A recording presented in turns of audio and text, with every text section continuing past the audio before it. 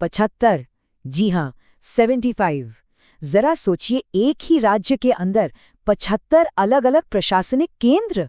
भारत के सबसे जटिल और महत्वपूर्ण राज्य के प्रशासनिक पैमाने और इसकी विशालता को समझने के लिए हमें इसी महाकाय नंबर से अपनी बात शुरू करनी होगी।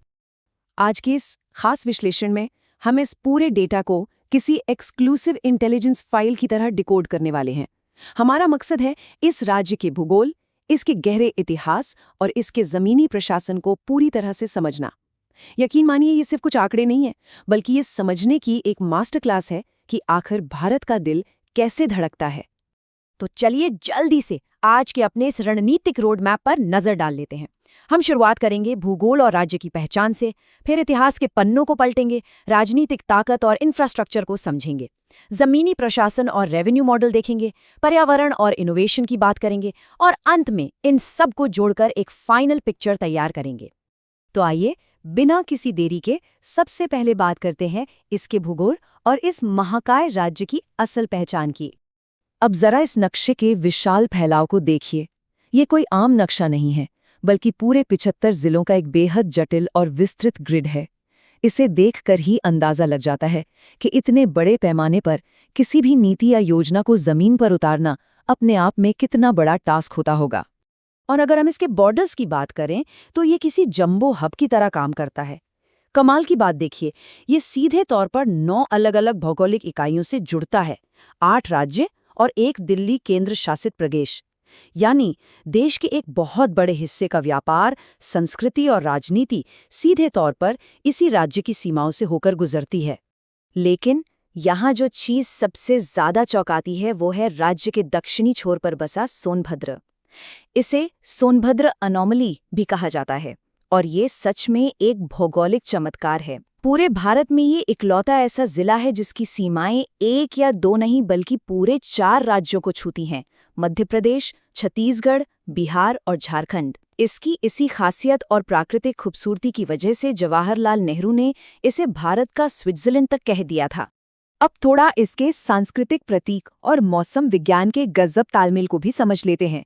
एक तरफ आपको इसके प्रतीक चिन्ह में भगवान राम का धनुष और अवध की जुड़वा मछलियां दिखेंगी, जो सीधे तौर पर गंगा यमुना की गहरी संस्कृति से जुड़ी हैं। वहीं दूसरी तरफ मौसम का पूरा विज्ञान है।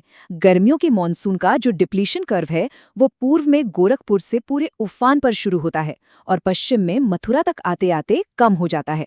और यही बारिश का पैटर्न यहाँ की पूरी कृषि अर्थव्यवस्था को चलाता है।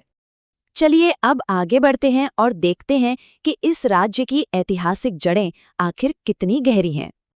अक्सर माना जाता है कि हड़प्पा सभ्यता सिर्फ पश्चिमी भारत तक ही सीमित थी, लेकिन हिंडन नदी के किनारे मिला आलमगीरपुर साइट इस मिथक को पूरी तरह से तोड़ देता है। और उससे भी बड़ी बात, क्या आपको पता है कि प्राचीन भारत के जो 16 महाजनपद थे, उनमें से ठीक आधे यानी 8 महाजनपद जैसे काशी, कोसल और शूरसेन इसी आधुनिक राज्य की सीमाओं के अंदर आते थे। ये वाकई हैरान करने वाला है। अब जरा फास्ट फॉरवर्ड करके 1857 की क्रांति पर आते हैं। इस डेटा को देखें तो कानपुर से प्रयागराज और लखनऊ से लेकर झांसी तक ये पूरा इलाका विद्रोह का मेन एपिसेंटर था। बेगम हजरत महल और रानी लक्ष्मीबाई जैसे नेताओं ने ब्रिटिश दमन के खिलाफ जो मोर्चा खोला, उसने इस पूरे क्षेत्र को आज़ादी की लड़ाई का सबसे बड़ा और निर्णायक युद्ध क्षेत्र बना दिया था। तो इस ऐतिहासिक जमीन पर आज की आधुनिक राजनीतिक शक्ति और इंफ्रास्ट्रक्चर कैसे खड़ा है, आइए इसे समझते हैं। इसमें कोई शक नहीं कि ये राज्य देश की राजनीति का एक बहुत बड़ा इंजन है। कार्यकारी उपलब्धियों की लंबी लिस्ट देखिए। गोविंद बल्लभ पंत पहले मुख्यमंत्री बनी, सरोजिनी नायडू पहली राज्यपाल बनी और सुचेता कृपलानी ने देश की पहली महिला मुख्यमंत्री बनकर इतिहास रचा। चौधरी चरण सिंह और वीपी सिंह जैसे नेताओं ने भी यहीं से निकलकर मुख्यमंत्री और प्रधानमंत्री दोनों पदों को संभाला। लेकिन सबसे बड़ा फैक्ट जो दिमाग में बैठ जाता है वो ये है कि इस राज्य ने देश को 1 या 2 नहीं, पूरे 8 प्रधानमंत्री दिए हैं।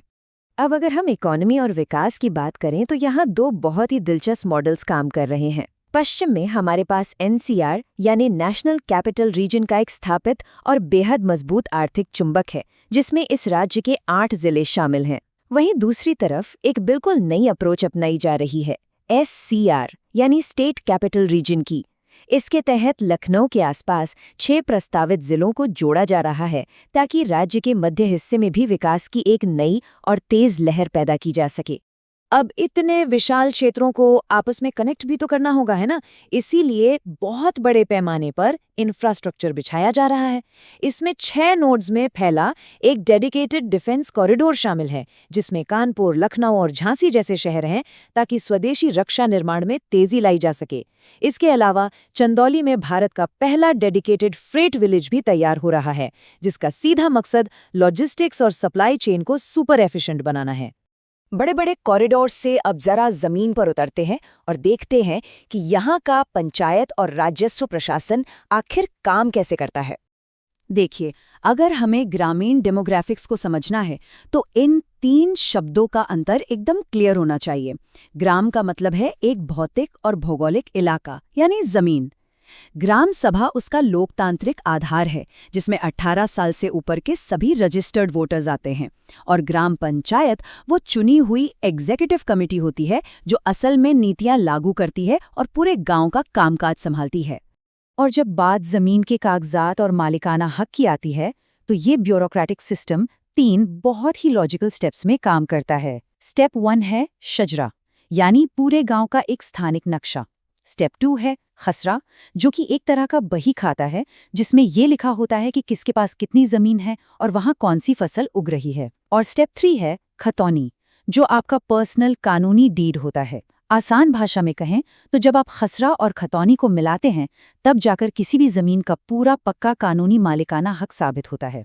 तो चलिए अब एक नज़र डालते हैं कि तेजी से बढ़ते इस दौर में पर्यावरण और इनोवेशन के बीच संतुलन कैसे बिठाया जा रहा है। यहाँ पे हमें एक बहुत ही गहरा कंट्रास्ट देखने को मिलता है।